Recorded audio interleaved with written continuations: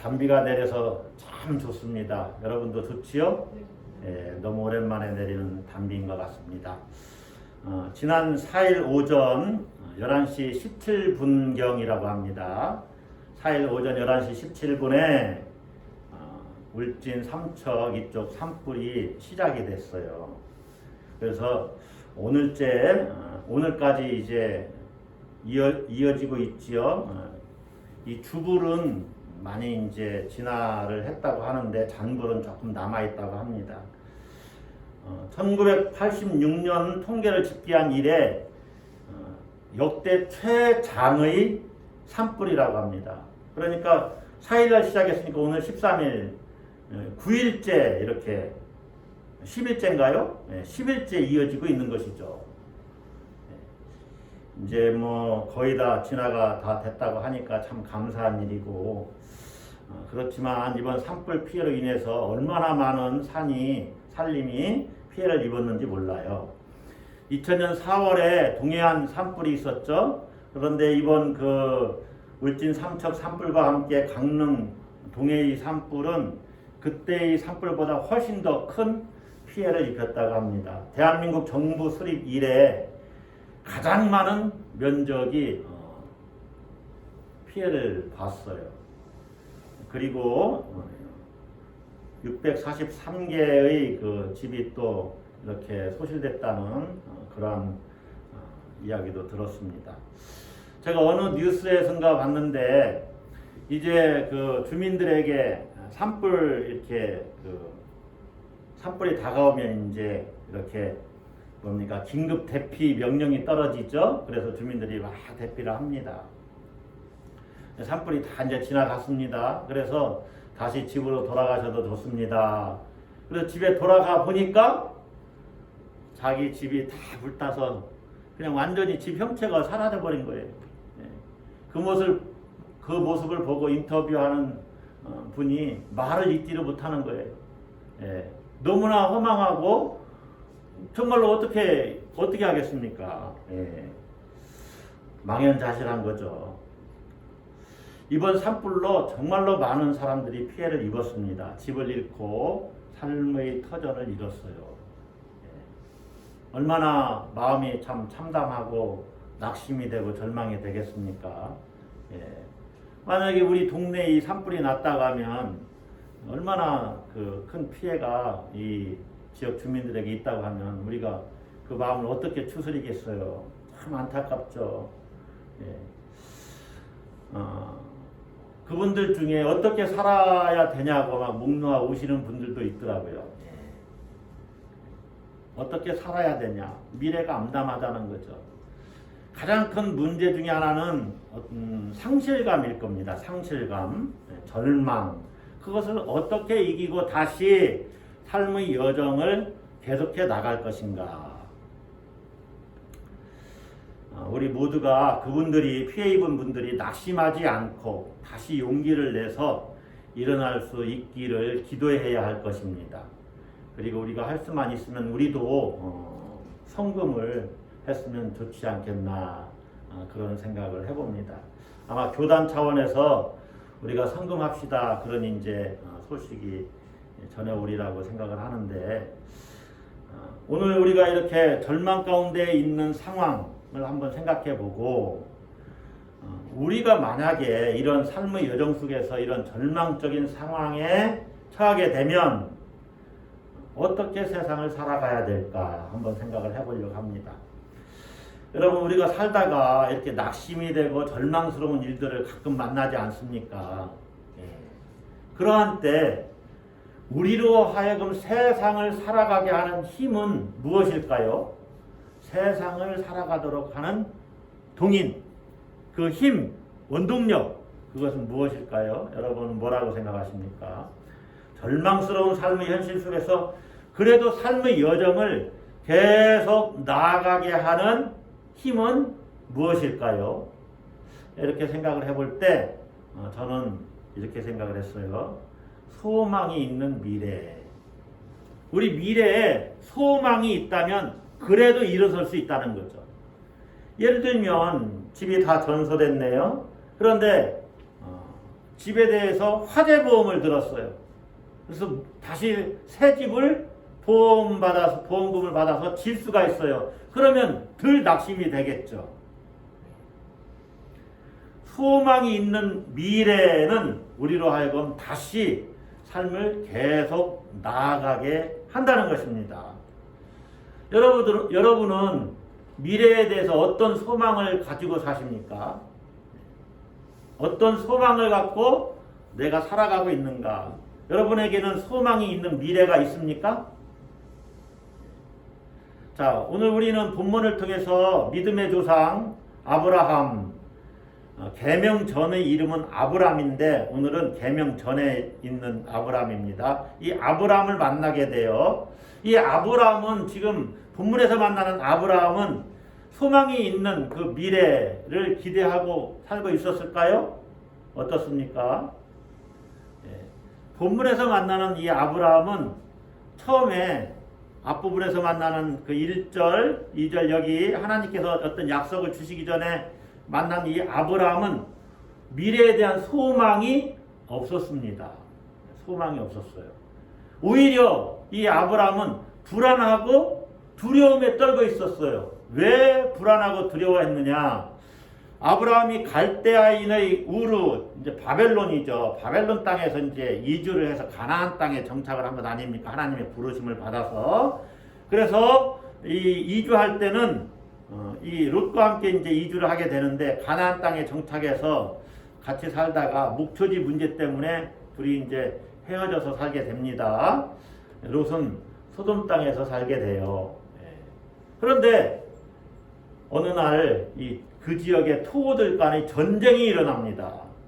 뭐 지금처럼 나라가 큰 그런 나라는 아니니까 뭐 부족 단위겠죠. 왕들이 연합을 해서 서로 전쟁을 하는 거예요. 그런데 조카 롯이 포로로 끌려가게 됩니다. 그래서 아브라함은 자기가 평상시 이렇게 훈련시켰던 사병 318명을 데리고 가서 조카 롯을 구해옵니다. 그래도 318명의 사병을 거느리고 있을 정도 됐으니까 아브라함이 어느 정도 성공한 삶을 지금 살고 있는 겁니다. 그런데 아브라함은 이제 그 조카 롯을 데려오는 과정 속에서 조카 롯 잘 데리고 왔지만은 불안한 거예요. 왜 불안합니까? 보복당할까봐 두려운 거죠. 다시 그들이 쳐들어와서 자기를 멸할까봐. 그래서 전쟁이 일어나면 얼마나 큰 피해가 생깁니까? 그래서 불안합니다.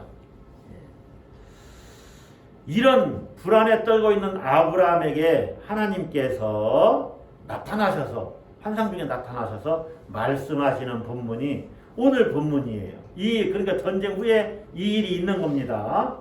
자, 하나님께서 아브라함에게 나타나셔서 두 가지 약속을 주시는데 어찌 보면은 뭐 세 가지라고도 할 수 있죠. 아브라함의 안전을 내가 보장해 주겠다는 약속과 함께. 그런데 본문은 크게 보면 두 가지 약속이 제시되어 있습니다. 뭐에 대한 약속이냐면 자손에 대한 약속이고 땅에 대한 약속입니다. 따라서 한번 합시다. 자손에 대한 약속, 땅에 대한 약속. 이 두 가지 약속을 주시면서 하나님께서 아브라함과 언약을 체결해요.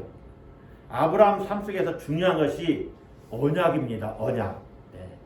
아브라함과 언약을 체결한 내용이 오늘 창세기 15장에 쭉 나와 있는 거예요. 자, 여러분 1절을 한번 보세요. 이후에 그것은 14장 뒷부분을 보시면 이렇게 그 14장에서 아브라함이 롯을 구한 내용이 나오고 전쟁 중에 멜기세덱이 아브라함을 축복하는 내용이 나오는데 그 일 후에 여호와의 말씀이 환상 중에 아브라함에게 임하여 이르시되 그 다음 다 같이 읽습니다. 아브라함아 두려워하지 말라. 나는 내 방패요 너희 지극히 큰 상급이니라. 자, 여기서 아브라함아 두려워하지 말라. 이것은 지금 아브라함이 두려워하고 있기 때문에 하나님이 말씀하시는 겁니다. 두려워하고 있어요.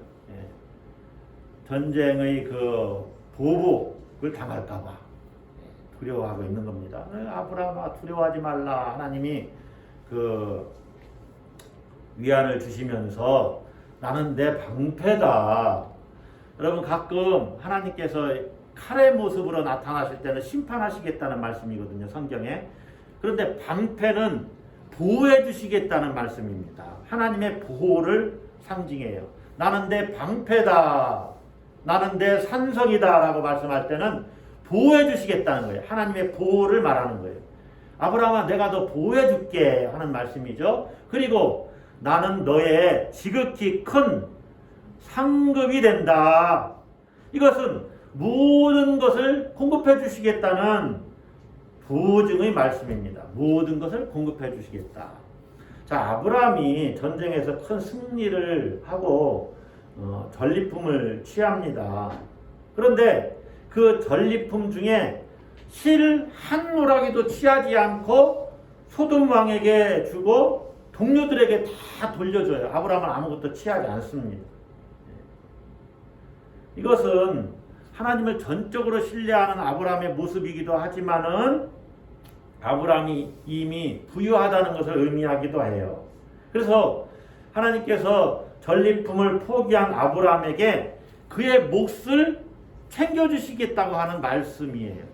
그의 몫을 너의 몫을 내가 앞으로 챙겨주마. 나는 너의 상급이 된다. 그런데 아브라함은 이미 자기에게 물질이 있으니까 물질의 보상은 이제 관심이 없습니다. 그런데 하나님 저에게 주시려면은 씨를 주세요. 자식을 주세요. 후손을 주세요. 이렇게 간구해요. 자기는 소유가 충분하니 하나님이 무엇을 주시려면은 자식을 주시옵소서라고 간구를 합니다. 만약에 자기가 아들을 낳지 못하면 자기 종 엘리에셀이 자기의 상속자가 될 것입니다. 그렇게 하나님께 이야기를 해요. 그것이 2, 3절에 나와 있죠. 2절 보시면 아브라함이 이르되 주 여호와여 무엇을 내게 주시려 하나이까. 그 다음 보면 보세요. 나는 자식이 없사오니 나의 상속자는 이 다메섹 사람 엘리에셀이니이다. 나는 자식이 없사오니 이 말은요 원어를 직역하면 나는 자식이 없이 간다 그 말이에요. 이 간다라는 표현이 참 많은 것을 내포하고 있는데 나는 자식이 없이 갑니다. 인생의 여정을 삶의 여정을 나는 자식이 없이 지금 보내고 있습니다. 나는 자식이 없이 갑니다. 이 말은 또 다른 표현으로는 나는 자식이 없이 죽습니다. 나는 자식 없이 죽는다 하는 의미. 나는 자식이 없사오니. 아브라함의 마음이 지금 읽혀집니까? 나는 자식이 없어요. 여러분 요즘 사회는 자식을 낳지 않는 가정들도 있습니다. 그래서 옛날 사회와는 조금 달라요. 그러나 이때 당시 고대 사회에서의 자식은요 아버지의 삶을 잇는 자입니다. 그러니까 물질의 번영을 포기한 그 아브라함이 하나님께 묻고 있는 거예요. 하나님 나에게 상급이 뭡니까? 하나님이 나의 상급이라고 하는데 왜 나에게 자식을 주질 않습니까? 아들이 없는 가문의 번영은 아브라함에게 구원이 되지 못합니다. 당시 문화를 따른다면 아브라함의 식솔 중 하나, 다메섹 사람 엘리에셀이죠. 아브라함이 그렇게 얘기하죠. 아브라함의 식솔 중 하나가 아브라함의 재산을 상속할 것이고 또 아브라함의 남은 가족을 부양하게 될 것입니다. 그러나 정작 아들이 없는 아브라함에게 미래가 있느냐? 미래가 없다는 거예요. 자식들이 그러한 역할을 해요. 고대 사회에서는. 아들이 없는 아브라함, 미래가 없습니다. 소망이 없어요. 아들 없음은 미래 없음이고 소망 없음입니다. 여러분, 그래서 아브라함이 두려워했다는 것은 전쟁 보복에 대한 두려움이기도 하지만은 그것도 있지만은 자식 없이 인생이 끝나버릴지도 모른다는 두려움도 있는 거예요. 아브라함의 두려움의 그 깊은 심연 속에는 자신의 존재가 결국 의미 없이 끝나버릴지도 모른다는 그 영적인 허무주의가 깃들어 있습니다. 영적인 허무주의. 아, 내 인생이 이렇게 그냥 아무것도 아니고 끝나버리는구나. 자식이 없다는 것은 그런 말이에요. 자, 당시 자녀 없음은 하나님의 저주에 의한 징계로 간주되었어요. 하나님의 저주를 받아서 내가 징계받았구나. 그래서 자식이 없다고 생각을 하는 거예요. 그런데 하나님은 내가 너희 지극히 큰 상급이다. 이렇게 말씀하시니 하나님, 나에게 자식이 없는데 나는 소망이 없어요. 미래가 없습니다. 그런데 어떻게 하나님이 나에게 큰 상급이 되신다는 말씀입니까? 하고 하나님께 지금 항변하는 겁니다. 항변하고 있어요. 이렇게 항변하는 아브라함에게 하나님이 약속을 주십니다. 여러분 4절 보세요. 여호와의 말씀이 그에게 임하여 이르시되 그 사람이 내 상속자가 아니라, 다메섹 사람 엘리에셀이 내 상속자가 아니라 내 몸에서 날 자가 내 상속자가 되리라. 내 몸에서 날 자가 내 상속자가 되리라. 아들을 상속자로 주시겠다는 것입니다. 후손에 대한 약속이에요. 그래서 1절로 6절까지는 후손에 대한 약속이 나오는 겁니다. 자, 후손 자식을 주시겠다는 약속을 하시면서 하나님께서 실물 교육을 하시는데 5절에 보면 하나님이 아브라함을 이끌고 밖으로 나갑니다. 야, 밖에 나가봐라. 그를 이끌고 밖으로 나가 이르시되 하늘을 우러러 무뼈를 셀 수 있나 보라. 또 그에게 이르시되 내 자손이 이와 같으리라. 제가 이 설교를 준비하면서 어떻게 토요일날 새벽에 어떻게 이제 한 2시경에 눈이 떠졌어요. 예. 그래서 이제 이 본문을 이제 이번 주에 설교할 거니까 무뼈를 셀 수 있나 보라. 이 말씀이 생각이 나서 밖으로 나갔습니다. 여러분, 요즘에는요 하늘의 별이 옛날처럼 많질 않아요. 별이 사라진 겁니까? 그게 아니고 미세먼지가 많고 또 너무 우리 대한민국이 밝아요. 그래서 하늘의 별을 많이 못 봐요, 옛날처럼. 그런데 여러분 잘 한번 생각을 해보세요. 옛날에는 별이 얼마나 많이 빛났으면 지금과 비교가 안 되죠. 지금도 여전히 저 사막이나 어디 깜깜한 곳에 가면 하늘의 별들이 정말로 쏟아질 것처럼 이렇게 빛나고 있습니다. 근데 제가 새벽에 보니까 뭐 5개가 6개밖에 그날 안 보이더라고요. 예. 어제는 또 비가 와서 더 안 보였겠죠. 거의 안 보였을 텐데 무별이 얼마나 많은지 한번 세어봐라. 우리 눈으로 볼 수 있는 게 대략 뭐 한 6,000개라나 어떻다나 그렇대지요. 하늘에 이렇게 떠 있을 때 보는 것이. 예. 그렇게 많이 내 자손을 주시겠다. 주님이 하나님께서 약속하시는 거예요.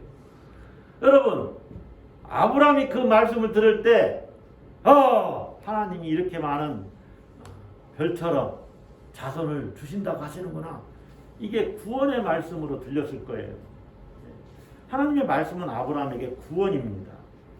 소망이 없었던 아브라함에게 소망이 있는 미래가 약속되어진 것이죠. 여러분, 하나님께서 아브라함은 지금 우리 집에 있는 다메섹 엘리의 사람, 이 사람이 내 이제 상속자가 될 것이니까 그 사람만 바라보지 않겠습니까? 아브라함의 시야는 이렇게 아주 좁게 열려져 있어요. 그런데 하나님이 그 시야를 확 열어서 넓은 지평의 세계로 인도하시는 것입니다. 하나님께서 아브라함에게 미래의 아들만 약속하신 것이 아니라 그를 통해 펼쳐질 거대한 미래, 이스라엘을 지금 보게 하시는 거예요. 거대한 미래를 지금 보게 하시는 거예요. 예, 하늘의 무뼈를 한번 바라봐라. 너 자손이 이와 같으리라. 아브라함에게 펼쳐질 거대한 미래를 하나님께서 이루실 것이다. 그래서 여러분, 진정한 상급은 무엇이냐? 영적인 시야를 열어서 하나님이 지금 어떻게 사역을 하고 계시는가, 어떻게 내 삶 속에서 일하고 계시는가를 깨닫고 내가 그 하나님의 일하심 속에 속해 있구나 하는 것을 아는 것이 진짜 가장 중요한 진정한 상급이라는 것이죠. 하나님이 내 삶 속에서 어떻게 나를 계획하시고 섭리하시고 나를 이끌어 가시는지를 알고 내가 그 하나님의 계획 속에 있구나, 하나님의 섭리 속에 있구나, 하나님의 역사 안에 있구나 하는 것을 그것을 아는 것, 그것이 진짜 상급입니다. 할렐루야. 그래서 하나님을 온전히 믿어야 돼요. 하나님 온전히 신뢰해야 돼요. 여러분, 자손을 번성케 하는 분이 누구십니까? 하나님이십니다. 자손을 번성케 하시는 분이 하나님. 그러니까 하나님을 온전히 신뢰해야죠. 하나님의 이 말씀을 듣고 아브라함이 하나님을 믿었습니다. 여러분, 본문을 보면 6절을 한번 보세요. 자, 5절 끝부분에 이렇게 얘기됐죠. 하나님이 내 자손이 이와 같으리라. 하늘의 묵별과 같이 많아질 것이다. 이렇게 하나님이 말씀하셨는데 6절에 보면 아브라함이 누구를 믿으니? 여호와를 믿으니. 자, 여기서 여러분 이럴 때 중요한 것입니다. 아브라함이 여호와의 말씀을 믿은 것이 아니라 여호와를 믿었다는 거예요. 하나님을 믿으면 하나님의 말씀도 믿는 것이죠, 사실은. 그러나 단지 그냥 하나님의 말씀대로 내 후손들이 많아지겠구나, 그거보다는 하나님의 그 신실하심을 믿고 하나님을 신뢰했다는 거예요. 이게 중요해요. 여러분, 누구보다도 하나님을 믿는 믿음이 중요해요. 그래서 하나님께서 그것을 아브라함의 의로 여기셨다 이렇게 말씀하죠. 의라는 말은 옳은 것, 바른 관계를 의미합니다. 그렇게 아브라함이 하나님을 신뢰하니까 하나님께서 아브라함이 하나님과의 바른 관계에 있다고 인정을 한 거예요. 왜 바른 관계에 있다고 인정을 할 수밖에 없으셨습니까? 아브라함이 하나님을 신뢰하는 그 관계는 하나님과 바른 관계라는 거죠. 우리가 하나님과 바른 관계에 있다는 것은 하나님을 온전히 신뢰하는 관계에 있을 때를 이야기하는 겁니다. 그게 우리의 의입니다. 의. 하나님 우리에게 너 의로워라고 말씀하시는 이유는 우리가 하나님을 신뢰하기 때문에 그래요. 자, 자손에 대한 약속과 함께 이제 또 하나의 하나님께서 또 하나의 약속을 주시는데 뭐에 대한 약속이냐면 땅에 대한 약속이에요. 따라서 한번 합시다. 땅에 대한 약속. 예. 하나님이 이 땅, 가나안 땅을 너희 후손들에게 주겠다 이렇게 약속을 하시죠. 여러분, 아브라함은 셀 수 없는 후손과 함께 이 가나안 땅을 얻을 것입니다. 그런데요, 하나님이 이 땅을 너에게 주겠다 이렇게 말씀하시는데 아브라함은 제가 하나님을 믿습니다 이렇게 응답한 것이 아니라 하나님 이 땅을 주시겠다는 증거가 뭡니까? 이렇게 얘기를 해요. 참 성경이 희한하지 않습니까? 좀 전에 자손을 주시겠다고 이렇게 약속하실 때는 아브라함이 그냥 하나님을 믿었다 이렇게 믿었는데 이번에는 8절을 한번 보세요. 하나님께 증거를 요구합니다. 8절 그가 이르되 주 여호와여 내가 이 땅을 소유로 받을 것을 무엇으로 알리까? 아니 증거 없이도 아까는 하나님을 믿었는데 이번에는 증거를 요구하고 있어요. 여러분, 아브라함이 믿음이 떨어져서 그랬을까요? 하나님에 대한 어떤 의심이 들어서 그랬을까요? 그렇게 보기는 좀 어렵습니다. 왜냐하면 바로 앞에서 그의 믿음을 하나님이 인정하셨잖아요. 그러니까 이것을 증거를 요구한 아브라함에 대해서 이건 불신앙적이다 이렇게 이야기하기는 좀 어려워요. 그럼 왜 증거를 요구했을까? 우리가 이렇게 생각할 수 있습니다. 아브라함이 하나님을 믿고 있지만 자신의 그 믿음이 틀리지 않았다는 것을 하나님이 좀 확증해 주셨으면 좋겠습니다. 이런 차원에서 봐야 된다는 거죠. 그래서 증거를 요구하고 있어요. 하나님, 제가 하나님을 믿지만은 확실하게 증거를 한 번 더 보여주세요. 이런 차원이죠. 자, 그렇게 증거를 요구하는 하나님께서 언약을 체결할 수 있는 준비를 하라고 합니다. 그것이 이제 9절 10절 쭉 나오는 이야기죠. 언약 체결식인데 하나님께서 아브라함에게 나를 위해서 3년 된 암소, 또 3년 된 암염소, 3년 된 순양, 산비둘기와 집비둘기 새끼를 가져와라. 이것은 언약 체결식에 필요한 동물들을 가져와서 그것들을 잡고 언약을 체결하자. 하나님이 이렇게 얘기하는 거예요. 여러분, 하나님은 증거를 요구하는 아브라함에게 언약을 체결함으로 자기의 약속을 확증해 주시고 계시는 것입니다. 이 동물들을 가져와서 아브라함이 잡고 새는 쪼개지 않았지만 다른 동물들은 이렇게 반으로 쪼갰어요. 원래 제사를 드릴 때는 이렇게 조각을 냅니다. 그런데 지금은 반을 쪼갰어요. 하나님이 이런 것들을 가져오라고 하니까 그럼 하나님 저하고 계약을 합시다. 약속을 합시다. 언약이 계약이라는 뜻이잖아요. 계약 체결식을 지금 하고 있는 거예요. 당시 고대 사회에서 상업적인 거래를 할 때는 이렇게 하는 겁니다. 동물을 잡아놓고 반을 쪼개요. 그리고 그 사이로 계약 당사자가 지나가는 겁니다. 이것은 어떤 의미가 있냐면 만약에 계약을 어기게 되면 이 동물처럼 내 몸이 쪼개져도 좋다 하는 의미가 담겨져 있어요. 내 목숨을 빼앗아도 좋다 하는 의미가 담겨져 있어요. 그러니까 하나님께서 여기에 대해서 응답하시는데 17절 보면 해가 져서 어두울 때 연기나는 화로가 보이며 타는 횃불이 쪼갠 고기 사이로 지나더라. 예, 하나님의 응답입니다. 이것은 하나님의 임재를 상징하는 거거든요. 연기나는 화로와 타는 횃불은 여러분 출애굽한 이스라엘 백성들에게 하나님이 임재하셨을 때 구름 기둥과 불 기둥으로 그 임재를 보여주시는 것입니다. 그거와 똑같아요.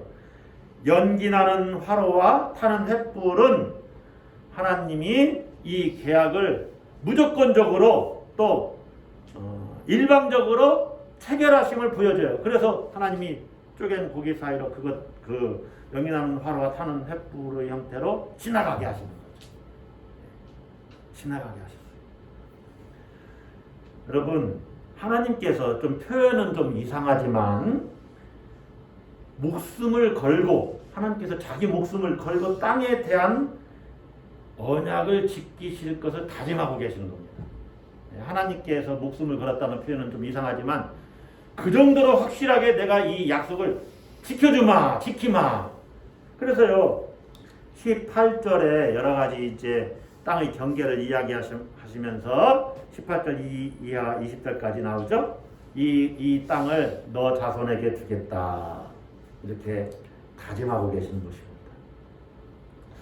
자, 오늘 불안에 떨고 있는 아브라함에게 하나님께서 안전을 보장해 주시겠다고 약속하시고 특별히 자손과 땅을 주시겠다고 약속하시면서 언약을 체결하는 이러한 내용을 우리가 살펴봤습니다. 여러분, 아브라함이 자식이 없는 불안함, 그 불안함이 어땠을까요? 떠나갔을까요? 떠나갔죠. 하나님을 믿는 믿음에 의해서 떠나갔습니다. 여러분, 불안과 두려움이 떠나갈 때는 언제일까요? 하나님을 신뢰할 때 불안과 두려움이 떠나갑니다. 아브라함은 인간적인 대안을 가지고 있었지요. 다메섹 사람 엘리에셀. 그런데 다메섹 사람 엘리에셀은 아브라함에게 있어서 구원이 아닙니다. 인간적인 대안을 가지고 있었지만 여전히 불안과 두려움을 가지고 있었어요.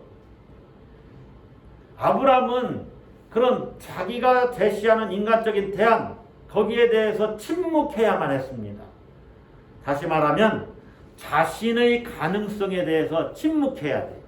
우리가 뭘 할 수 있어도 하나님 없이 하는 것이 아니라 하나님의 은혜 가운데서 어떤 일을 하는 것이지 내 힘으로, 내 능력으로 그렇게 세상을 살아가면 불안하고 두렵지요.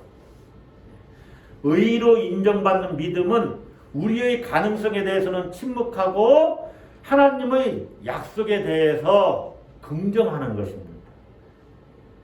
하나님의 약속에 대해서 긍정하는 것. 그 약속에 대한 믿음이 우리를 두려움과 불안에서 해방해요. 하나님을 신뢰하는 믿음이 우리로 하여금 불안과 두려움에서 벗어나게 하고 걱정, 근심, 염려로부터 벗어나게 합니다. 할렐루야! 자, 이제 결론적으로 한번 생각을 해봅시다.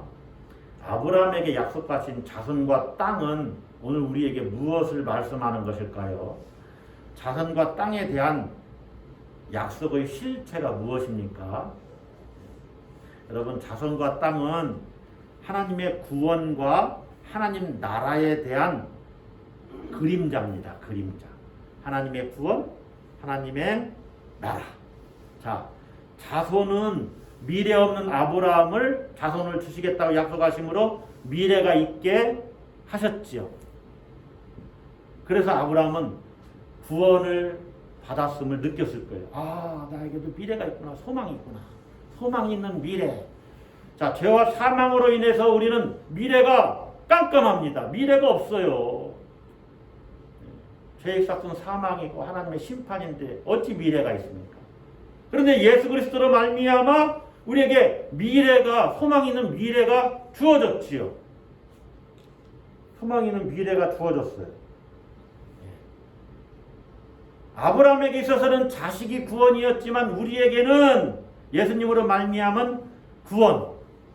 이것이 우리의 미래입니다.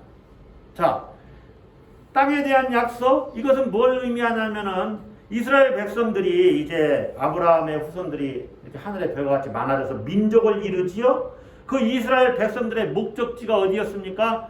약속의 땅이었습니다. 약속의 땅. 이 가나안 땅이죠. 출애굽 경로는 다 그걸 이야기하는 거예요. 그들의 조상 아브라함이 하나님께 받은 약속의 땅을 향해서 민족의 모든 역사가 진행됩니다. 약속의 땅이 이스라엘 백성들의 목적지였어요. 영적인 이스라엘 우리들의 목적지가 어디입니까? 영적인 약속의 땅인 하나님의 나라가 우리의 목적지입니다. 새하늘과 새 땅이라고 이야기하지 않습니까? 하나님의 나라가 우리 신앙인의 목적지예요. 아브라함에게 미래는 자손이었고 약속의 땅이었듯이 우리의 미래는 구원과 하나님의 나라가 우리의 미래요. 우리의 소망이 있는 미래라는 것입니다. 오늘 사순절 제2주 서신서 본문은 빌립보서 3장 17절로부터 4장 1절 말씀인데 빌립보서 3장 20절로부터 21절 말씀은 이런 말씀입니다. 우리의 시민권은 하늘에 있는지라. 우리의 시민권은 하늘에 있다. 하나님 나라의 시민으로 우리가 살고 있다는 거죠. 거기로부터 구원하는 자 곧 주 예수 그리스도를 기다리노니 그는 만물을 자기에게 복종하게 하실 수 있는 자의 역사로 우리의 낮은 몸을 자기 영광의 몸의 형체와 같이 변하게 하시리라.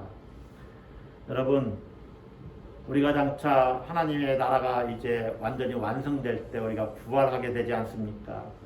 우리의 낮은 몸이 예수 그리스도의 그 영광의 몸의 형체와 같이 변하게 되는 것, 우리가 예수님과 같은 부활체를 입게 되는 것, 이것이 우리의 미래요, 우리의 소망이다. 그 이야기를 오늘 사순절 서신서 본문이 이야기를 하고 있는 거예요. 여러분, 하나님이 주시는 소망의 미래가 우리에게 예비되어 있다는 것입니다. 하나님 나라를 얻고 예수 그리스도와 같은 부활을 우리가 하게 된다는 것입니다. 여러분, 그보다 더 놀라운 소망이 어디 있어요? 너무나 내세적이고 너무나 이렇게 비현실적으로 이렇게 생각하십니까? 여러분, 그 소망의 미래 때문에 우리가 오늘 또 절망을 이기고 낙심을 뒤로 두고 다시 용기를 내어서 세상을 살아갑니다. 그런 것을 종말론적인 삶이라고 그래요. 우리에게 소망이 있는 종말이 있기 때문에, 미래가 있기 때문에 오늘을 능력 있게 살아가는 것이죠. 그 증거가 뭐냐라고 증거를 요구하시겠어요? 우리에게 소망이 있는 미래, 그 증거가 뭡니까? 예수 그리스도가 우리의 증거입니다. 예수님의 십자가가 우리의 증거죠. 그보다 더 확실한 증거가 어디 있어요? 그분은 죽으셨을 뿐만 아니라 부활하셨습니다. 죽음을 피하지 않고 십자가를 지신 예수 그리스도. 그 예수 그리스도 때문에 우리의 미래는 소망이 있고 하나님 나라를 상급으로 받는 것입니다. 자, 여러분 한번 대답을 해보세요. 여러분이 예수 그리스도를 믿습니까? 그 믿음을 하나님이 여러분의 의로 보십니다. 그래서 그 예수 그리스도를 믿는 믿음으로 우리가 그 예수 그리스도를 믿는다는 것은 예수님과 새로운 언약을 맺었다는 것이잖아요. 그 새 언약으로 말미암아 우리가 미래가 없는 삶에서 미래가 있는 삶, 구원받았고 하나님의 나라를 약속받았습니다. 할렐루야! 그러므로 여러분, 때로 세상을 살면서 절망적인 일을 만나더라도 두려워하지 마시고 용기를 잃지 마십시오. 낙심하지 마시고 나에게는 찬란한 영광이 예비되어 있다. 그날을 바라보시면서 하루하루 승리하시기를 주의 이름으로 축복합니다. 따라서 한번 합시다. 소망의 미래가 있다. 기도하시겠습니다.